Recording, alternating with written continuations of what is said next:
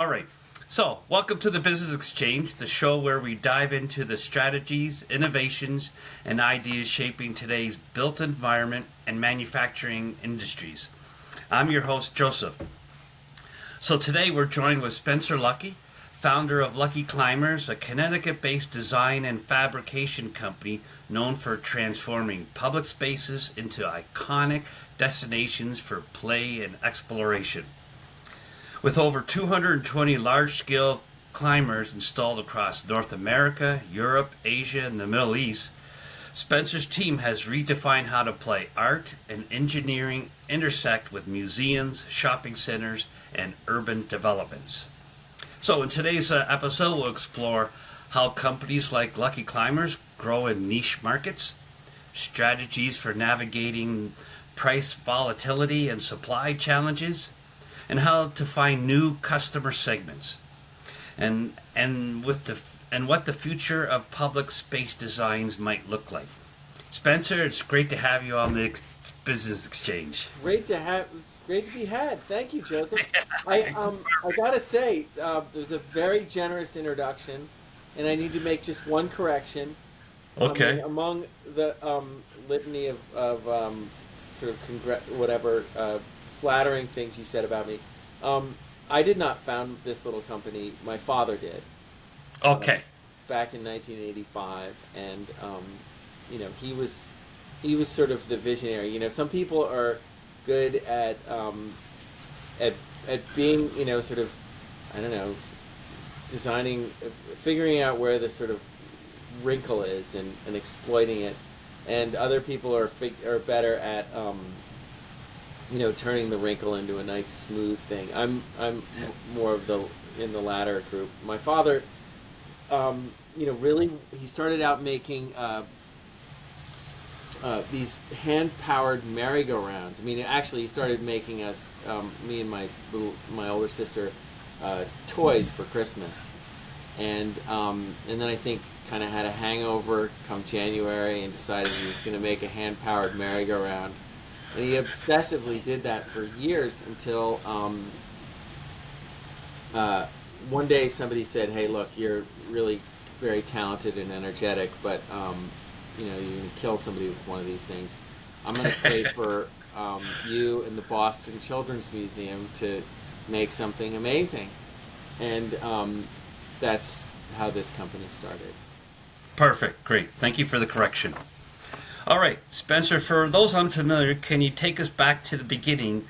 What inspired you to merge architect, sculpture, and play into what became Lucky Climbers? Well, for me, it was I kind of grew up around it, and so I actually went to architecture school to get away from my old man and get away from the climber business. But then he had a horrible accident in 2005 and turned into a quadriplegic. So, I thought, well, I'll get him this time. And I went back to the family business, and I had all these new, there I was bagging on AI and technology and everything. But I'm actually a huge proponent of computer modeling and stuff like that, because truth is, I can't draw particularly well. I did show you some drawings I did earlier, and that's about the extent of it. And so the computer sort of allows one to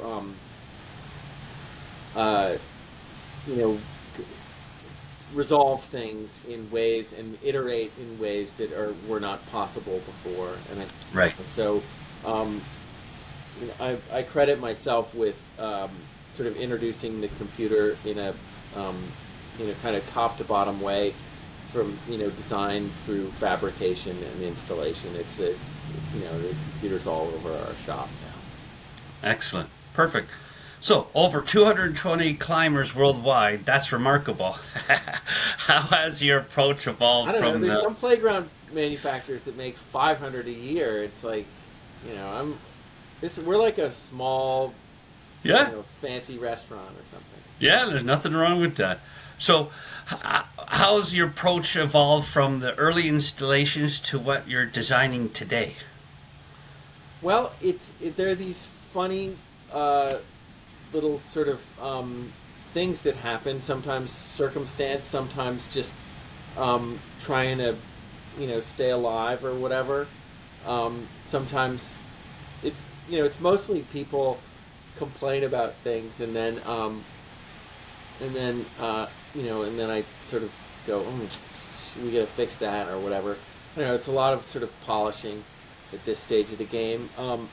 But I think that back in the day, my old man really just recognized that there was not, that kids really appreciate quality.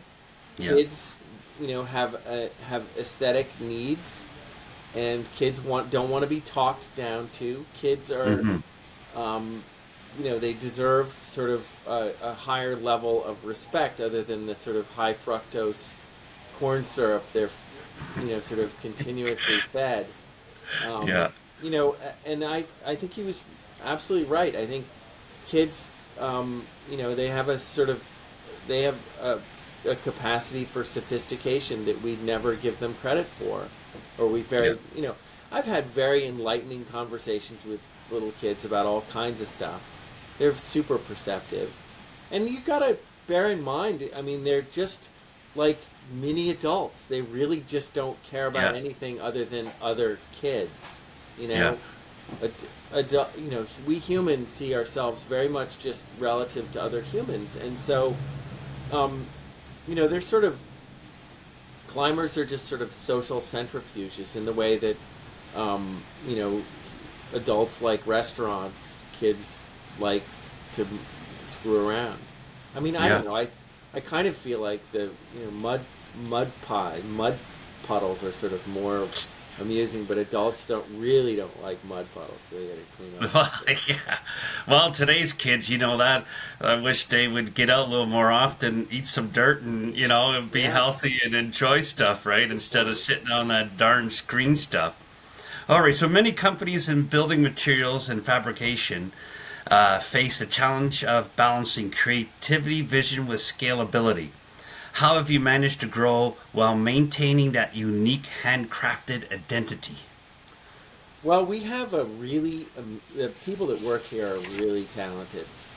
And, starting with my brother-in-law, who's also my business partner, is, he really embraces the challenges, and, I sort of get the ball rolling down the hill, and, by the time it gets to him, it's a sort of unmanageable snowball, and then it takes a team to make sure that it turns into as big a snowball as it can, and then hopefully it smashes into something. And it's fabulous. So I don't know, and I've lost the thread of your question. Well, that's okay. We'll move on to the next one. So your projects are truly one of a kind. No, really, I went on your website. Fantastic. From a business perspective, how do you approach growth in a niche, project-based industry like yours? I don't know. We're sort of atrophying right now, to tell you the truth. We're the economic political landscape is kind of in flux right now, and so it's there were times when we did a lot more projects overseas, because I think America had a more kind of a better reputation.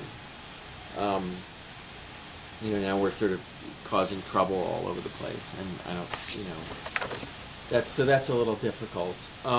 And there's the sort of the landscape for making things in museums and science centers and stuff like that. It's sort of changed a lot. I think there's a lot of uncertainty. So that's affected business. But so the plan for us is to move more into doing work for municipalities. And that's going to change the way that we do, sort of like the DNA of our projects.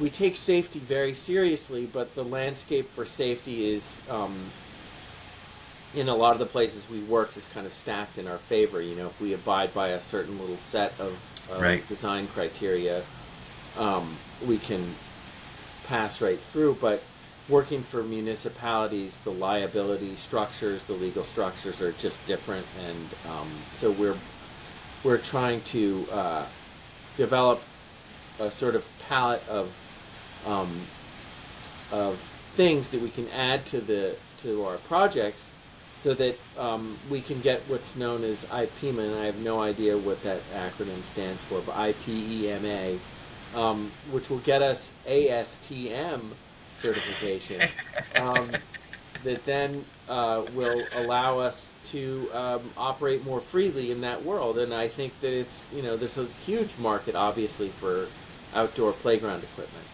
And, Excellent. we're not trying to, like, work for everybody. It's not, Lucky Climbers are not, it's not, not everyone can afford them, and not everyone cares about the same things. But I sort of see them in the place where one might put like a fountain in a town square or something like Right. that, and that's where we've been pretty successful, I think. Yeah. I would And encourage you to, I'm in Ontario. We have the Ontario Science Center, yeah, and the government recently closed a location that has been in years, and they're moving it to downtown Toronto. So they're in the process of designing that. I would encourage you to maybe see what you could do through there, and then it's government. They got big pockets, so it might be a good lead for you. I've been trying for many, many years to get a gig up in Canada. It's a kind of a little bit of a hard nut to crack. I don't know. Funny Yeah, thing. it's those crazy Canucks, I tell you. Well, no, I had this. It was. I'm not going to mention any names or anything, but they were like, "Oh yeah, we love it, but we're gonna do one next year that's gonna be much bigger." And it was like they had the money, they had it was like the whole, all the cards were on the table, it all looked great, and the guy was like, "Nope, we'll do that next." I mean, he might have been just being nice to me. I don't know. That's the hard part about dealing with Canadians. They're so damn Yeah. friendly. Yeah. Well, we're supposed to be known for friendliness, but hey, Yeah. but maybe not in our government. What do you All mean? right. Pardon? What do you mean? Your Yeah. government seems really nice. I mean, Gary Trudeau, or what's the Well, we got a new one, father? Trudeau. Well, that's an Trudeau open era is sore for over. most Canadians.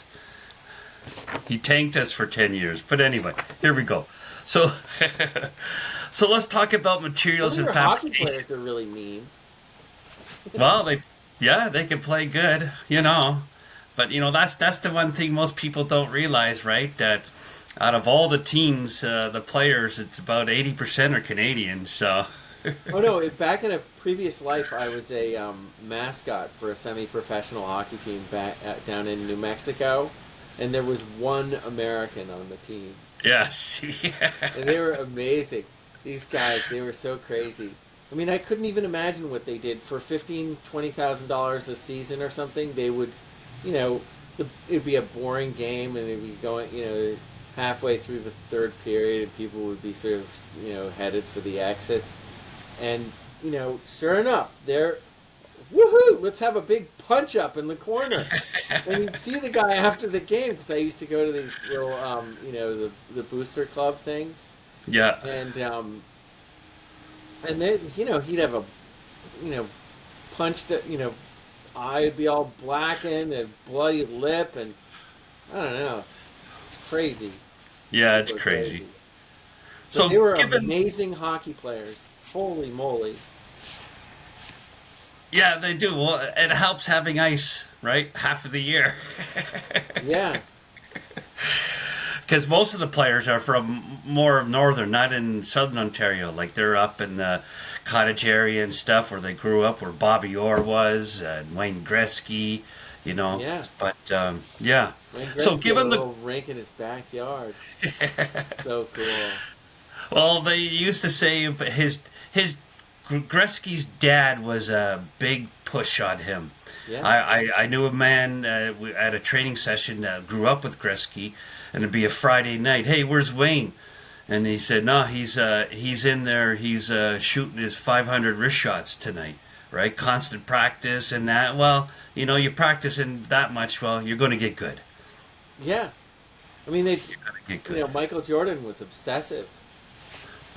It's just Yeah. yeah, that's the way it Yeah, happened. all of them are. Yep. Tiger Woods. I read about his practice. Even what he does now is like, what? Are you kidding me? But Nope. so given the global footprint, how have supply chain disruptions or material price volatility affected your operation in the recent years? Well, we had a weird blip in the Pando when our rotomolder, the people that make our platforms, dumped us, and then we were sort of thrown into the wild. There was this, we were trying to buy a machine, and then we went and visited a rotomolding place up in Massachusetts, thinking that that either they would do it or we would learn something. And what we did learn something, and that something was, that's a horrible business, or it's we're not cut out for it. And Right. you can either buy like a great new machine, which then you have to to pay for. You've got to keep it going all the time, which is kind of, I don't want to be in the rotomolding business. Yeah. And or you can buy a crappy old machine, breaks all the time. Yeah. So we found this guy that had just bought a crappy old machine, and we got him to do some rotomolding, and his tool broke all the time, and it was like it was such a, I don't know, live and learn. Yeah. So then Yeah, I I hear went you. back to the original, the place that had dumped us, because they got into building, making storage tanks and stuff like that, agricultural storage tanks. They found this, they were that'd be a good company to talk to, is Horizon Plastics. They're amazing. They get like a tractor trailer's worth of plastic every week. Wow. Insane. Wow. Um, That's something. But yeah, the price of plastic's gone up quite a bit. But it's not. We kind of make pizza, like the the materials and stuff are not particularly expensive. I'm not going to say that it's inconsequential, but it's not like the biggest thing that we deal with is labor and all the Right. sort of accessory expenses or something, or ancillary expenses. That's what makes Lucky Climbers expensive. Or the Gotcha. prices are. I don't know that they're expensive. I think they're a good value. So when we think about building materials sector more broadly, especially companies supplying customers and artistic installations, what lessons can others take from your approach to scaling without losing the soul of the product? Well, I have this thing that I try to do with nearly every client. I don't run this play every time, but I always try to get people to build bigger things, because I just feel like, and I know this for a fact because we have to maintain, all of our projects, and the ones that are really big actually require much more maintenance because they're way more popular, and it's a symptom of success. So, I don't know. There's a lot of different ways or two different ways I could talk about scale. One is sort of like the scale and the growth of our business generally, or there's like the scale of projects that we do. And that's really my imperative, is to do sort of bigger projects. I don't necessarily... I should let you know, Joseph, I'm a horrible businessman. I often think about what this company would be like if it were run by an actual business person who is making actual business decisions. But the truth of the matter is, I found this company a few years ago that would make me huge bent helical pieces of steel, and I just got all excited. Helixes, nobody appreciate, or very few people appreciate this, but they're handed. They have all of this weird sort of three-dimensional qualities, and I got very excited, and that was just an artistic thing. It's added, in the last sort of 10 years or something, it's been like exponentially more complicated. You can't Mm. put them. Just getting one of those onto a truck is a huge pain in the Yeah, ass. I hear you.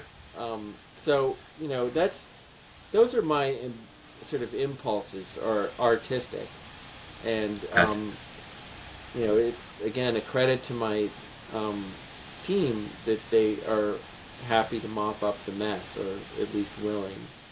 Yes, yes. Um, It's like any good leadership role. Like you're the leader, you don't have to be an expert in everything. I'm It's not the it's leader good. though. Dana, my business partner, is the leader. No, seriously, he's amazing. He used to be. He should be on this call. He was. He was the captain of a junior varsity soccer team that beat the varsity twice. Wow. I mean, that's not a fluke. Yeah, yeah, that's for sure. Yeah, And then he, yeah. obviously he played on the varsity in the next year, and the coach at the end of the year said he was the best soccer player he'd ever had play for him. But he didn't get recruited or anything. But he does have two older brothers that were also amazing at soccer, and so Dana got, there's a lot of I mean, you know this as well as anybody coming from Canada and being a sports fan. It's, if you have an older brother, your chances of becoming a success at sports are much greater. Yes. Yeah, yeah. So Lucky Climbers bridges so many markets: public art, architecture, play design, and urban placemaking. How do you identify new customer segments or opportunities? Um, well, like I said earlier, well, when when I first got involved with the business, sort of formally after my father's accident, um, it became really obvious to me that the company would have to expand, at least insofar as it was so that I it could quench my appetites as well as his, and his appetites were pretty outrageous. Being a quadriplegic is this complicated situation that requires Right. like round the clock uh, attention. Um, so I tried to get into the science center market, and that was like, that was pretty great. They're sort of a more sophisticated version of children's museums, and they're fancier museums and bigger budgets and stuff like that. And so we've done some really cool things with science centers. We did some of those when my old man was alive, and some after. Um, and uh, and then I don't know. One day we got a call from somebody in Los Angeles wanting a climber at a mall, Mhm. and I thought to myself, "Wow, now that's amazing! Like that, how cool is this?" And so we did. We started doing them around in malls, and I started going to the shopping center trade show out in L.A. And that was really great for years and years. About maybe 20 to 30% of our work was in malls. Um, Malls are great for us because they have, the successful ones have high volumes of kids, and they're genuine attractions. They're, sort of like I was talking about earlier about, people wanting to see other people and just seeing Mhm. themselves in terms of other, relative to other people. Malls are kind of like the sort of modern downtown or something, and cities sort of inverted on itself. Um, Right. and they have it's a lot of people, but they also have aesthetic needs. They're trying to sell sort of on a big scale. It's sort of on the scale of the mall anyway, like a kind of fantasy version of life. It's Yes. where everything's sort of polished and clean and wonderful, um, and romantic. And so we fit well in that environment, I think. And and we I don't really think too much about what kids would like when I design things. I really just try to please myself, and so Hmm. um, I don't know how successful I am at pleasing other people, but I'd like to think that um, you know um, that that people sort of laugh along with my jokes. That's sort of my point of departure. Yeah, Um, yeah. and they may see in them things I don't see, or they may just see that they're just greasy good stuff. I don't know, but people people like them, and it's not like I actually, a lot of playground equipment is just sort of um, dumbed down versions of adult crap. Like, sorry, Yeah, that's rated R yeah, again. Um, yeah. but Or just a little bit of an upscale from your typical swing set in the backyard. yeah, exactly. Well, the swing sets, I don't know. Again, getting back to the mud puddle, it's just like you really get. Obviously, you can't do that in a mall, No. which is unfortunate. The, Yeah, it is. it's the, Yeah. So, have you noticed certain trends like the rise of mixed use developments or experience based design driving more demand for your work? well, I think the Pando really ruined the mall business. It did a real number on it in Yeah. here in the States, and I think uh, potentially worldwide. That you can now kind of sort of categorize malls in two ways: ones that have an Apple store and those that don't. Um, and I don't know. We don't do that many projects in malls anymore, and so that's kind of a weird thing. There was a point at when I was going to the science, I mean the shopping center trade show, ISC, I can't remember the acronym. Anyway, um, that I could identify. They have this hallway there where they have all the latest projects, and it was amazing to me how many of those projects I was familiar with because I'd either spoken to them or worked at them or something, and it was like we were just like very popular in the wind, very popular by our term, by my very modest scales. Um, Not exactly a household name. Anyway, the but yeah, now I think the move is to get into municipalities. There's so Yeah. many more.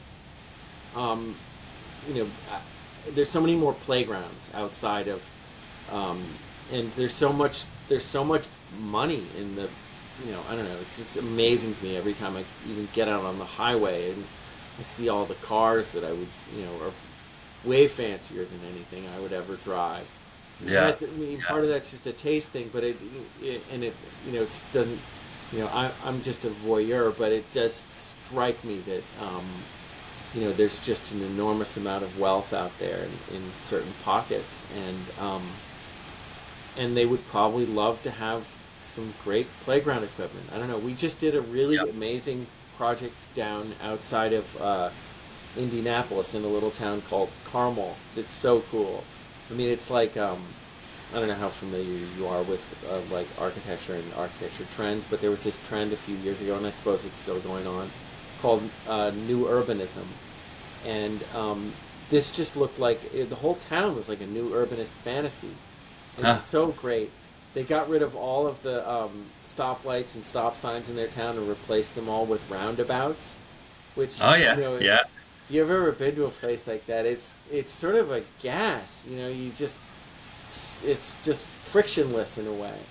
Um, Yes. anyway, they have a really amazing Parks and Recs department, and you know, they they they generously funded one of my fantasies. I really, it's great. So I'm kind of on the make for more situations like that because I just feel like um, it's kind of where my little business is headed, and I don't know when the Perfect. when the phone Good. doesn't ring, I freak out, and I try to think about where it's sort of like when the shopping center out in LA called, or I just try to think where where am I going next, or where's Yeah. you know. Yeah. So museums, malls, airports, your installations thrive in diverse environments. How do you tailor your marketing and business development approach for such different customer types? Um, I don't know. I try to stuff them all in the same box. To be honest, I look at the context and I talk to the people, and I aim to please. I have this policy. I don't charge for it. I charge $5,000 for a design process, and at like schematic level, and I'll do it. And if somebody gives me $5,000, I'll design climbers or whatever until they're totally happy. I recently designed an addition for some friends for $5,000. I don't know. I Nice. just aim to please. I just think it's like Yes. I'm always kind of amazed that I get paid to do this. I had so much fun in school, and you know, it's just I get a real kick out of like you know the the problem solving and the sort of intersection of art and architecture. Yeah. Um, and not everyone listens to me, and No, but but some of the best projects we've done are really a result of the clients giving me um, you know I'll just call it feedback, but it's really criticism, and um, I don't know. I feel like when left to my own devices, I'd probably just play the guitar all the time. well, you know what they say about true joy is doing something you love, and hey, I'm getting paid for this, so that it's not really work now because it's more of a passion. You enjoy it and that. So Yeah, I'm that's way impressive. happier on Monday through Friday than I am ever on the weekend. Perfect. For companies listening into the building material space, who might sell to both public and private clients, what's your advice for aligning messages and outreach for different sectors? Um, I don't know. I've always just kind of lived by this simple adage that like I just try to be really honest with myself about the things that I like. Yeah. Um, I and I try to fall in love. I'm a romantic, and um, sometimes I'm super self-delusional, and but I don't know. I have to allow space for that because it's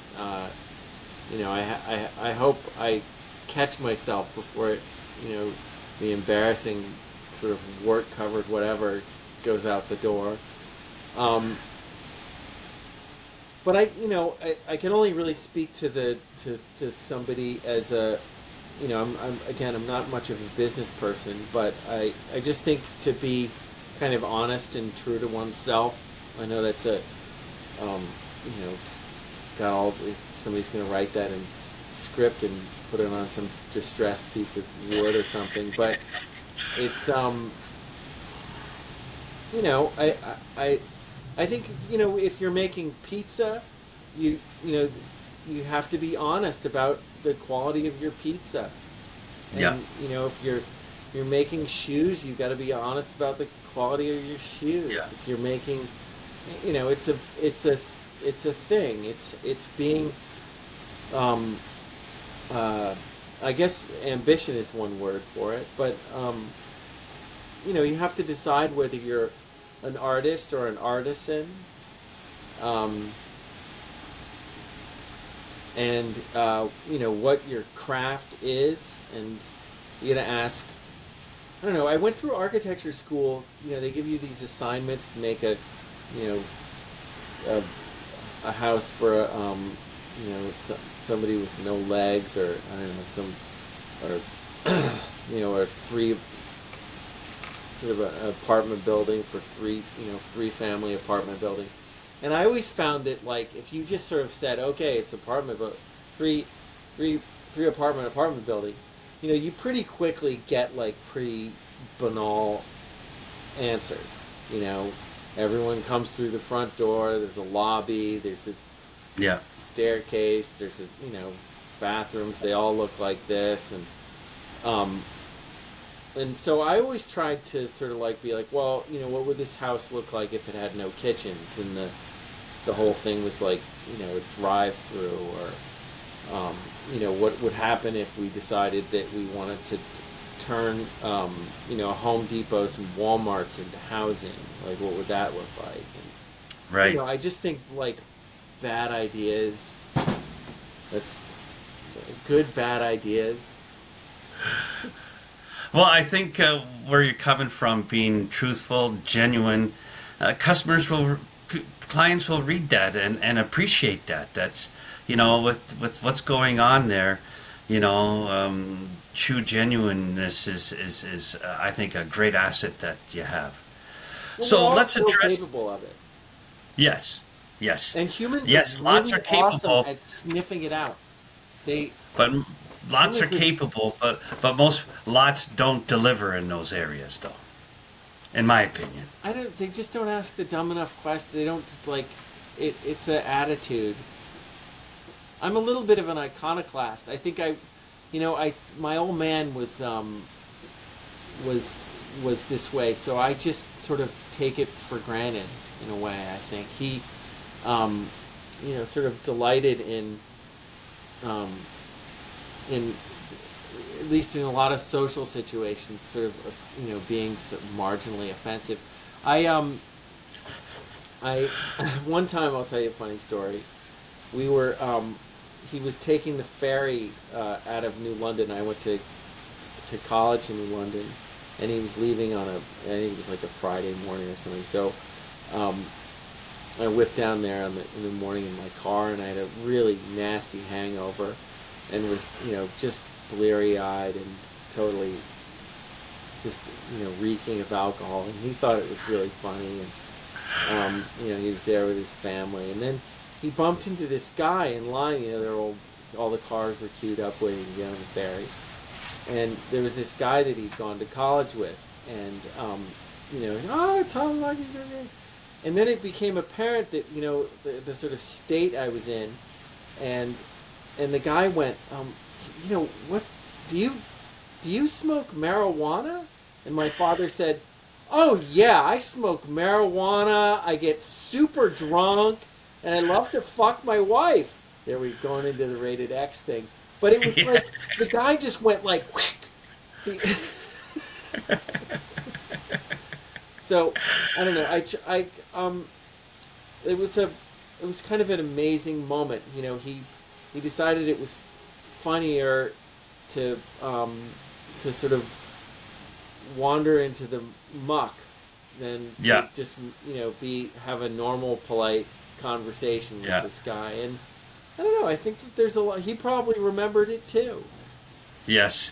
Yeah, You and it's know? interesting that your father did that, because it was either that or, do I defend the situation? Oh no, it's my son, it's okay, or whatever. Right. But sometimes it's best to just go forward and give it a punch. That's right.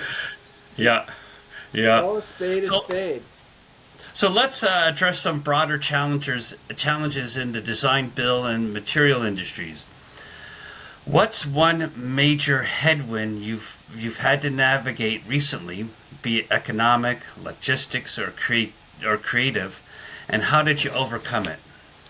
Well, so we had a bunch of projects overseas during the pandemic, and in some far off exotic lands in South Korea and Mumbai, India, and I think there was one in Hong Kong and a couple in Hong Kong actually. So we obviously couldn't go there, so we had to figure out how to um, make these things completely. In the past, we spent a lot of time on site.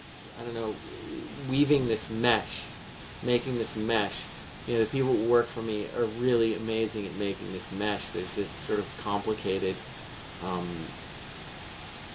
I'm reluctant to call it math, but it's because it's more art than that. But Mm-hmm. um, and to make it look, to resolve the geometry in a way that makes it look like somebody has just taken a fishnet stocking and pulled it over the whole thing, is that, it's a kind of amazing trick, and they have their whole sort of lexicon, about doing it in different, you know, techniques and stuff, and they won't let me anywhere near it. I mean, they literally, like, when I show up and I'm like grab one of their tools, they're like, "Oh, the phone's ringing," You gotta Go get out of get here. her out of here. You're gonna fuck it up, and then we're gonna have to go Yeah. backwards. Um, Yeah. anyway, so that it's not possible to just like send a a pile of cable and some tools over to Yeah. Yeah. India and have them have the end product be any good. So we figured out how to obviously make them here, but then we take them apart and put them in crates and Yes. mail them over there, put them and ship them over there, and then have a put them in, and then have a really great installation manual, and so that was fun. But the cool thing about it was that we had all these details that were getting resolved in the field prior to that, and in particularly we made these entrances. You sort of like it's got to be there's like four of them, and so you get it's like a piece of a spool of chain and a spool of hose, and put that on the truck, and the guys would just kind of figure it out, and they've got really good at making these things, but it's a high touch thing, and Right. we get a lot of complaints, or not complaints, but a lot of the work that we do in repairs is repairing these things. And so it just became this thing, like, wow, like, what if we made those just as great as we could, so that when they show up in this foreign country, they don't have to do the thing with the chain and the hose.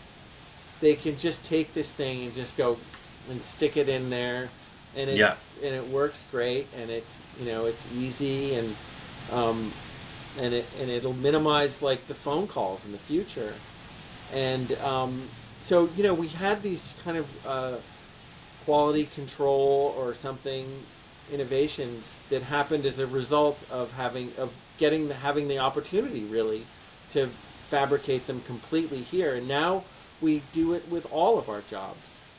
We Right. fabricate all of them are complete. So we get to see the whole thing. It all we screw up all over the place, and it's we're in the construction business, and things need to they get put in the wrong place, and they need to get cut off and put replaced, and so that all happens here now, and Right. it's great. And I think there's some young people that work for me that sort of would love to spend 4 or 6 weeks somewhere, but Yes. but not everyone does. They have Yeah. girlfriends and whatever, and it's better not to overstay your welcome. Yeah, exactly. You know? Yeah, I got an adage that I use in sales, it's you want to go where you're celebrated, not tolerated. Yeah, Right? So, true. and it's the same with any business with customers, if a customer is just tolerating you, it's going to be a hard one. All right, so there's growing pressure for sustainability and ESG compliance in materials and design. How does Lucky Climbers approach sustainability, both in materials and in the long-term value of your installations? I don't know. That's a tough one, and every few months I have this recurring fantasy about a climber that's got photovoltaic cells on the top, and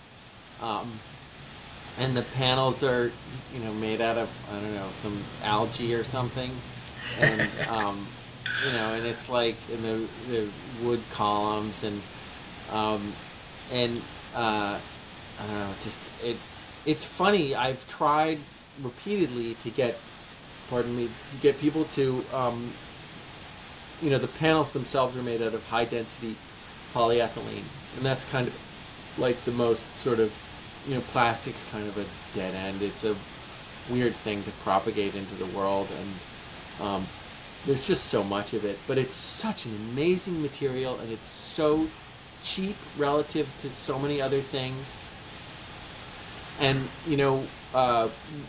we've gotten better at kind of getting the colors tuned and making the aesthetics right. Anyway, so I asked the plastics manufacturer if they could send me some samples of recycled content, HDPE, so I could send them along to my clients. And they came, and they're like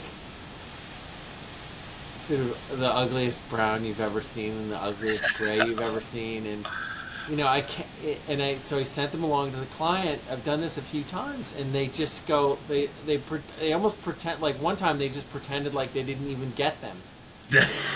And they're just, there's like no currency for it in a lot of ways, because it just doesn't have economic salience, really. They were going to save kind of like, I don't know, a few $1,000, but on a project that's, a few $100,000, it's like, who cares? Yes. So I just, again, like, plastic is just a weird thing. Like, we're not, as a culture, we don't like beat up plastic. It's like, it's not like old weathered leather, is so great. Yes, exactly. Wood gets to be sort of more fabulous, Mm-hmm. And it's just not that way with plastic. So No. I don't know. It's something that I grapple with, and I wouldn't say grapple with it. That's an overstatement.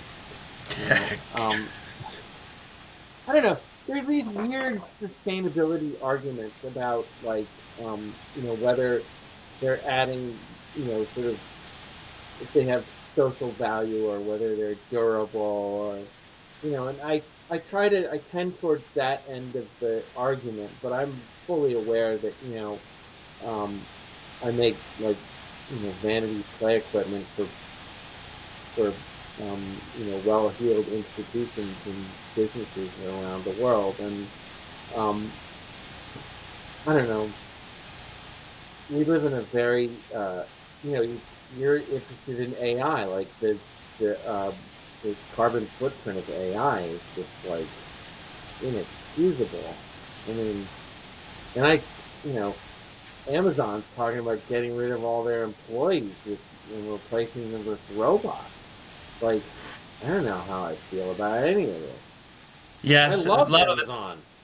a lot of the big companies like Amazon, Apple, and all those, they have already started replacing positions with AI. But I think it's down to the stuff that is repeatable, better to put on automatic automation. Some it's doing it 24/7, but also you can use AI to enhance people's position too, make them more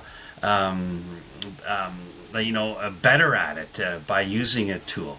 So Right, but so we're meanwhile, like, it's I don't know, the environmental, the amount of energy it takes to do it is just it's just bizarre. It's on a scale that I don't think we're really reconciled with as a culture. Gotcha. I hear you. So we're seeing cities invest more in interactive public art and community engagement. How do you see this influencing the business model of design and fabrication companies going forward? I try to get projects in public parks, and I submit RFQs to various competitions. I never ever get a single callback. They think I make playground equipment, and I have no. I mean, my little company exists in a weird place. It's not, the architects don't respect me. The artists don't respect me. The playground equipment people think I'm irrelevant because I'm so boutique, and I don't know. It's kind of funny. We're sort of in this nether world. Yeah, yeah. You know, if I had a clip right now, I would show you play Ronnie Dangerfield with his I get no I get no respect. respect. Perfect. So looking ahead, what excites you most about the future of play environments and public design? Well, I don't know. We again getting going back to this project we did in Indiana. It has these amazing dynamic lights in it, and so I love the idea of kind of embedding the climbers with all of these little high tech things, sensors and whatnot that are reactive to kids, and make the experience much more kind of kid driven in a in an organic kind of a way, in the sense that, like, when somebody climbs a tree, the tree sort of here's my Fred the dog. Fred the dog has a terrible rash. I thought it was a One of my walking cone employees said head. he's got like a little mini meatball on his knee. It's just Aw. um. Anyway, yeah, he's been. The other night, when I take his cone off, so we go for walks and stuff, and I was putting it back on him.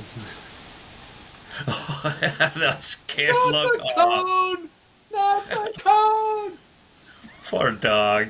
Oh my goodness. Anyway, yeah. So I want to make the climbers more just wilder. I'm always just trying to turn up the volume. It's Cool. If you could offer one piece of advice to leaders in the building materials and fabrication industry, those looking to innovate and grow sustainably, what would it be?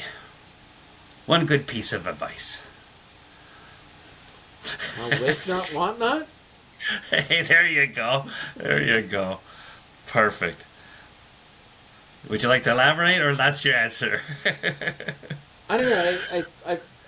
I in architecture school we got we had to do lots of sort of sustainability, sort of accounting exercises and things, and about air infiltration and sort of embedded carbon and all of that. And but now that I'm actually in the business, I don't know. We did a project a bunch of years ago, and the thing required a 126,000-pound concrete footing. Wow. Wow. Think, That's where am I? crazy. Where am I in the very heavy Uh, footprint for a wow. piece of playground equipment? Yeah, that's crazy. All right, so Spencer, it's been fantastic talking to you. Really Likewise. appreciate it. Your ability to combine artistry, engineering, and strategy is inspiring, not just for designers, but for any company that's trying to create. So, how could any of my listeners get in touch with you? 203-499-8168. And you can Website? find us on the web at EY. www.luckyllc.com. All right, everybody, remember the EY and your email. Spencer at luckyllc.com. Yes, with an E. With an E. With an E.